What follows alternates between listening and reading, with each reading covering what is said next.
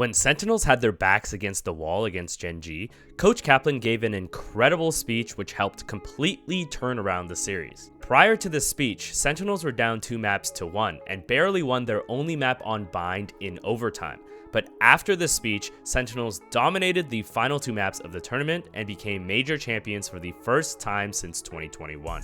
In this video, we're going to take a look at how Sentinels were playing before the speech, what Coach Kaplan actually said during his speech, and how it completely changed how Sentinels were playing the game, ultimately leading to their victory over GEN.G. First, let's revisit what kind of team Sentinels are when they're playing their very best. When Sentinels are dominating the competition, they're one of the smartest teams in the world. G.E.N.G and the coaching staff are incredibly good at making tactical adjustments, and Sentinels win a lot of rounds from great calling alone. But there's something about Sentinels that's arguably even more important than their tactics, and that's their eagerness to take gunfights.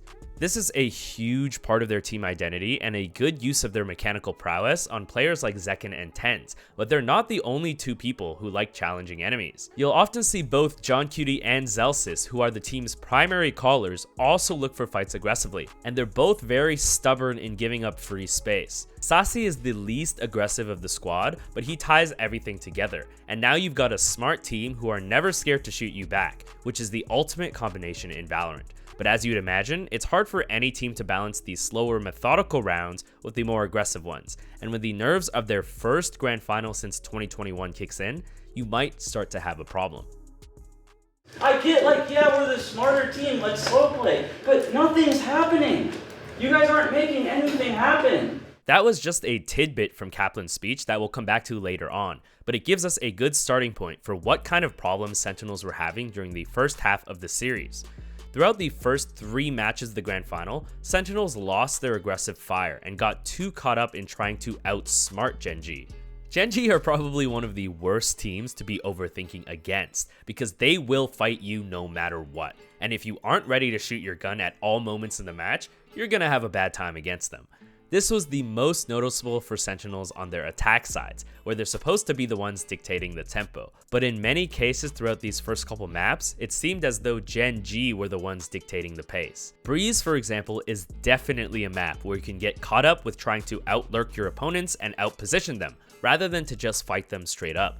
And this is exactly what started to happen for Sentinels on map 1. On attack, Sentinels started out the half by running a lot of slower rounds and tried to outplay GEN.G by working the map.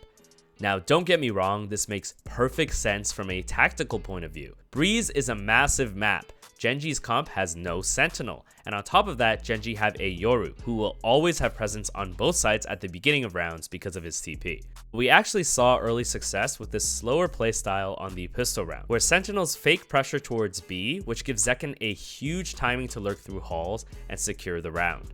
Because this initial play worked so well, it's got to have Sentinels thinking, well, we should just play slow and smart, but in the very next round, we can see exactly why GEN.G are not going to let that happen.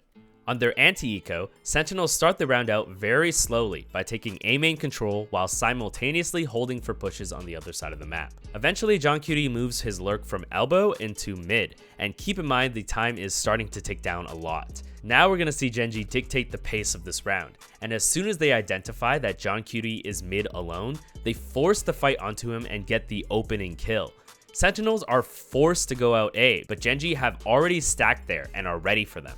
TenZ has to take a wild fight pushing through his own Viper wall, and then he runs back to site to flash through the Astra smoke to gain some crucial kills to help save the round. By all means, this was a terrible position for Sentinels to be in, and quite frankly, they should have lost the round, but it was all a result of playing a little too slowly and timidly against a team like GEN.G. Now there's always a delicate balancing act going on between playing slow and playing fast. I'm going to break down exactly how G.E.N.G.'s adjusting his calling throughout this match to try to find the ideal pacing for each round.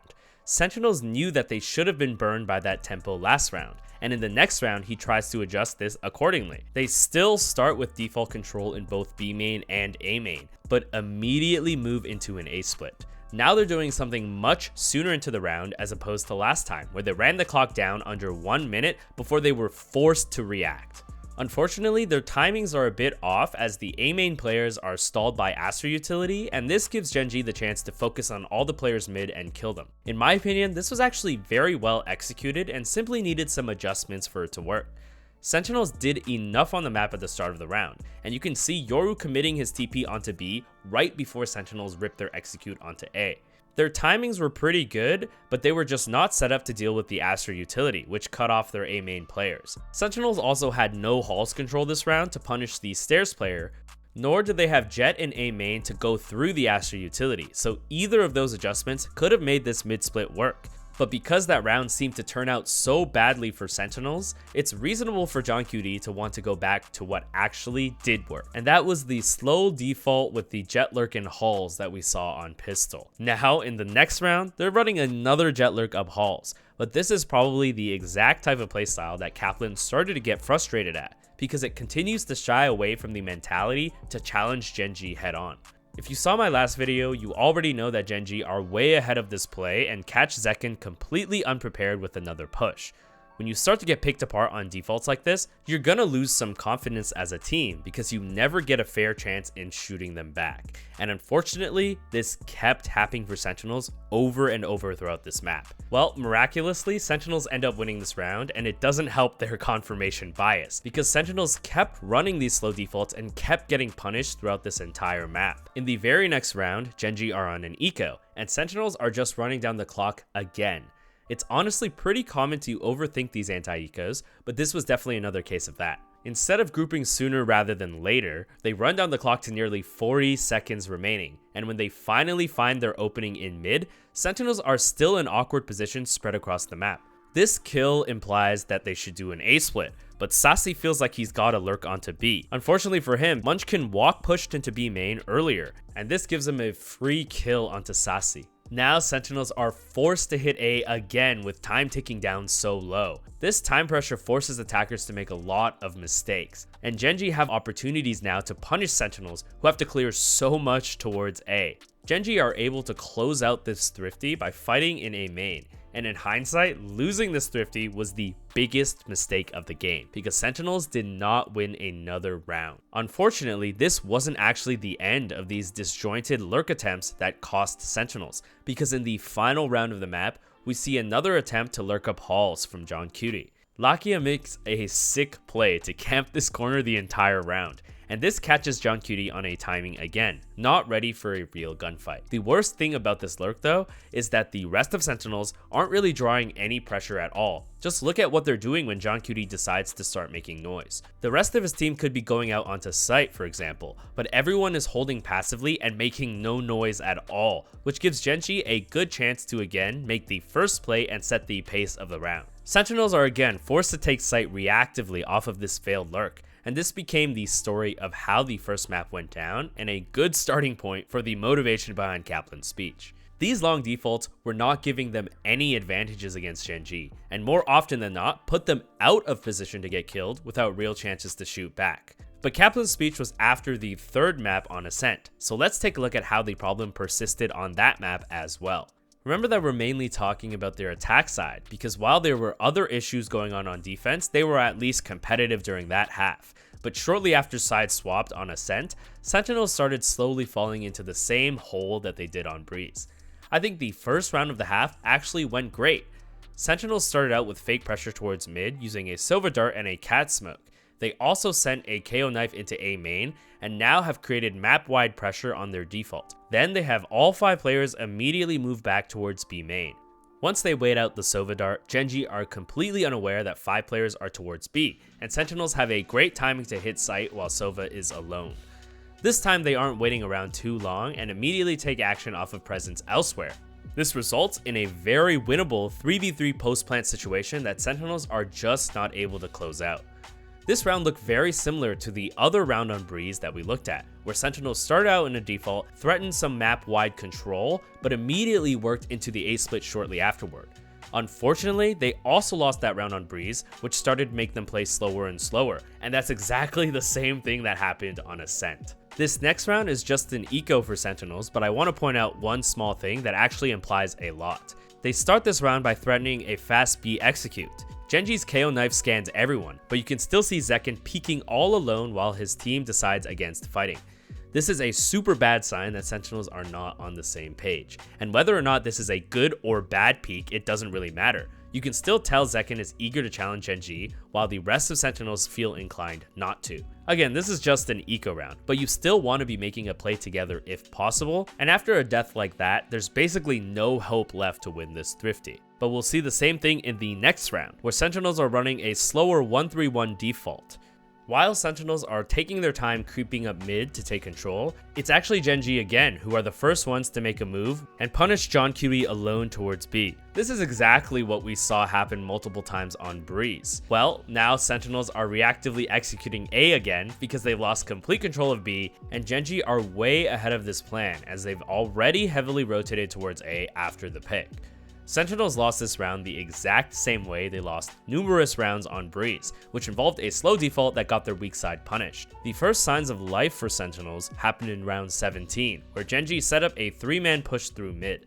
This is the first time that Sentinels actually found an opportunity to challenge Gen.G head on. Although Sentinels set up a 1-3-1 default originally, Tens runs straight to mid from his A main lurk to help, and it's this simple act to decide to group and just fight together that not only confirms his kill on Meteor, as you can see he's got 2 targets on his screen when he swings, but this choice also results in the revive on Zelsis and keeps pressure on mid, which helps John Cutie get this lurk onto B in the first place. If we compare this round that we just saw where Sentinels pressured mid, leading to a lurk timing for John Cutie, with the other round on Breeze where we saw John Cutie caught out in halls alone while the rest of his team was passively waiting in A main, there's a world of difference. The eagerness to challenge and fight back opens up opportunities and, contrary to popular belief, will create more consistent rounds in the long term. We're going to come back to this idea later on when we see how Sentinels changed their playstyle after Kaplan's speech. You could see Kaplan really animated after this round. Maybe relieved that Sentinels were finally able to challenge Gen.G's antics and fight them to create an opening, rather than just waiting around for Gen.G to make a mistake. Unfortunately, this did not become the new normal for Sentinels. In round 19, Sentinels worked their 1-3-1 default again.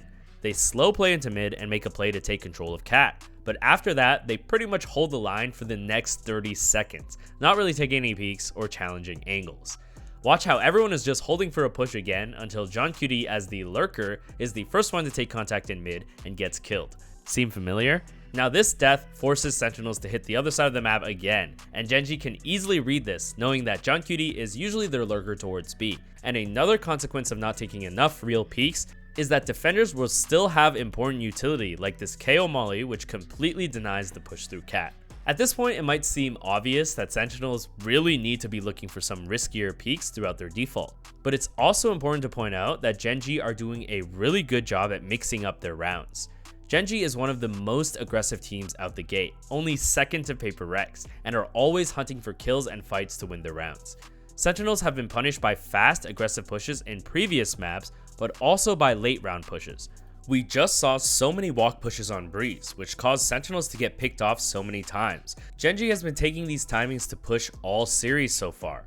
And actually, Sentinels were able to punish Gen.G multiple times already by simply holding angles that don't give away information, which baits the push.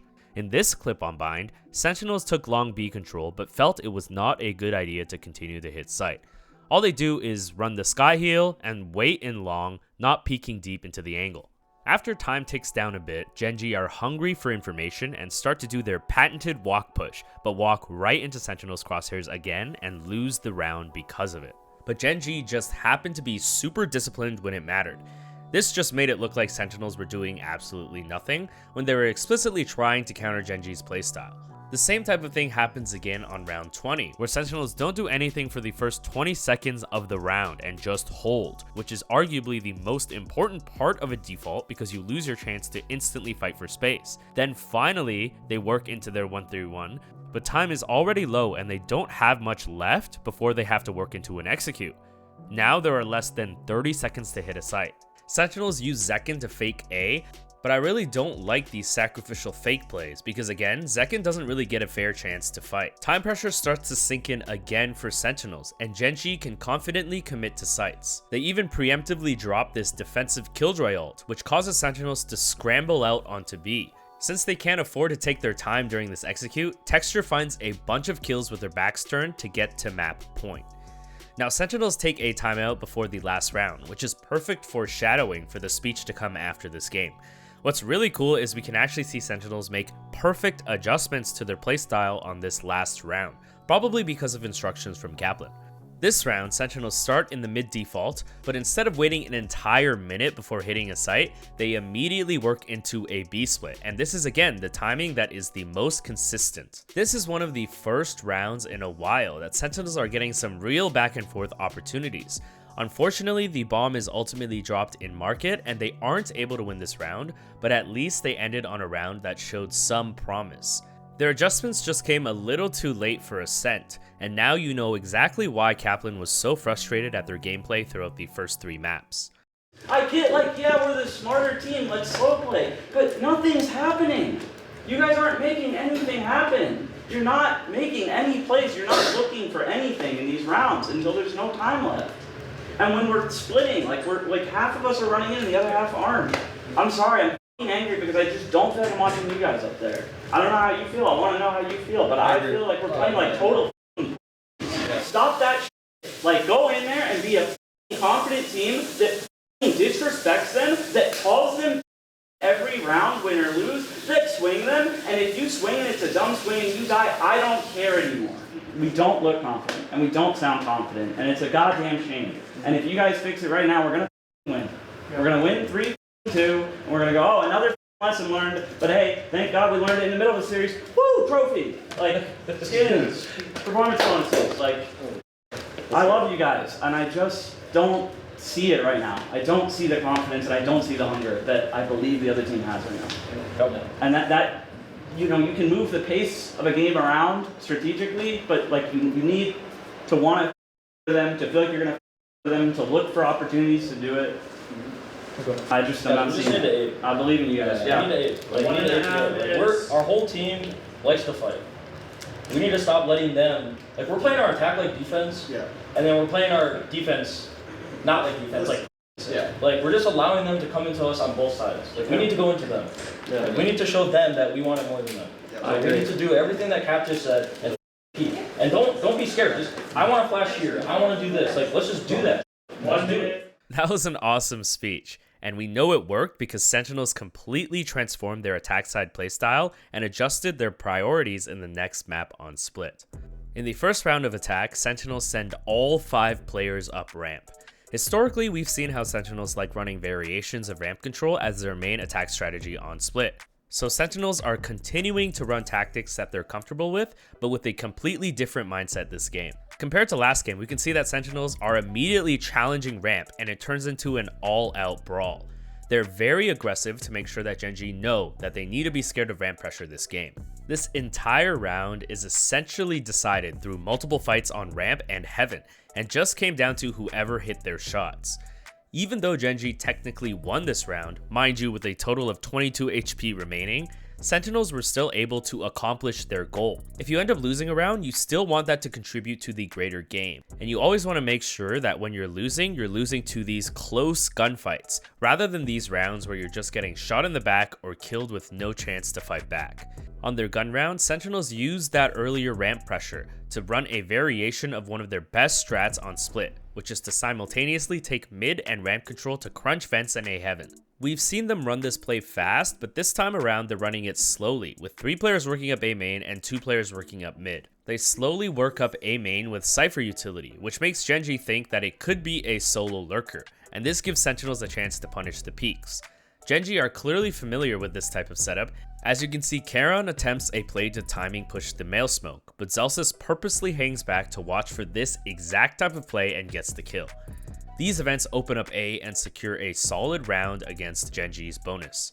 Now that Sentinels have shown that they aren't scared to fight for ramp, they can actually run a lurk. This is the first time their setup resembles a 1-3-1 spread out default. Let me explain why this setup is very smart but also straightforward. The natural response for Gen.G after heavy ramp control in prior rounds is to either overinvest in ramp or to give it up completely. This Cypher camp from JEN.G can confirm what Gen.G setup is without JEN.G being in danger. He can call for the Viper Wall to threaten the A main cross, and then watch for any signs of a trap play and gather information of a jump spot or something like that. John Cutie ends up seeing nothing throughout the entire duration of the Viper Wall, and from this he makes the read that Gen.G have chose to give up A main this round. Now he calls his team over to take control of ramp, and converts it into incredibly important control in heaven.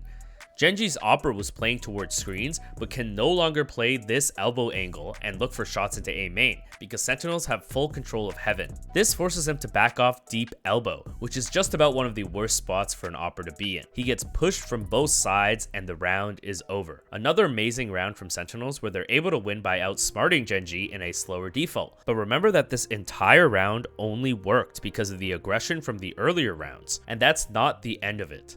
After a timeout on round 19, Sentinels run one final variation off their earlier ramp control, which is to throw all this utility towards ramp and fake control. In response, Gen.G invests a bunch of utility to re-clear ramp, and you can even see Charon rotate away from the close angle in mid as Gen.G try to figure out what Sentinels are trying to do. Now, when Texture comes back to vent, he's surprised to see Sentinels already past the mid smoke, and this one pick sets up a great mid-round play with the Cypher ult. When the Cypher ult pings and sees that A is weakly held, Sentinels make the simple rotation through vents, work the trades through heaven, and then take sight to win the round. Winning this round completely breaks Gen.G's economy, and they're able to snowball this into a win on Split. This was the first attack half that Sentinels had complete control over, and it all started from their change in playstyle from the very first round. And finally, we saw Sentinels keep this up in their final attack half on Icebox. If you watch the rounds closely, you can see that Sentinels actually started out a lot of the rounds quite passively. Their default setup involved holding for pushes and peeks towards mid and B, while always sending a couple people to slowly take control of A main. Even though Sentinels always started the rounds out slow, they stopped letting time become an issue. They started this pistol round out passively, but by 1 minute are already full hitting A, and the round comes down to a bunch of gunfights and Sentinels come out on top this time around. On their bonus round, they start with mid pressure and throw Gecko's Dizzy towards A. Sentinels still take a little bit of time to hold for a push, but don't wait too long before fully ripping and execute onto B, which is the exact type of round that will always give consistent results. This play gave them a really good chance to win this bonus, and even though they ended up losing, they did a lot of economic damage. On round 16, they just straight up rushed B out the gate, which is a pace that we really did not see from them much before. And they actually kept this up every single round. Sentinels always decisively moved into executes without running down the clock too much, and continued to take the fights on the entry together. This went on until the final round of the tournament, which is a perfect example why overcomplicated strategies, especially in a longer series, are far less important than simply taking fights together. Sentinels start the round out by threatening the B split with Zekken dashing top tube and Sassy sending Thrash through B main. They're able to get a detain on Jet and get the opening kill. But instead of pushing through mid or trying their own play, Zelsis and Zekken decide to just group as 5 with the rest of the team. This is what Sentinels were doing after a pick on map 1, and now this is what Sentinels are doing after the speech on map 5.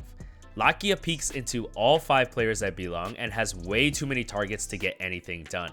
Now all 5 players make the journey back to A together to keep it simple. Gen.G attempts to challenge them one last time, but Sentinels are all prepared to fight this time around. They get all the trades needed to close out the game, and finally win their first major event since 2021. Sometimes, even at the highest level in the grand finals, all you need to do is get your teammates together and shoot them back. If you made it all the way to the end of the video, thank you so much for watching. Sorry that I've been a bit slow with the uploads last month, but I'm back now and will be uploading regularly again, so make sure to subscribe for the next analysis video. Thanks again, and I'll see you guys next time.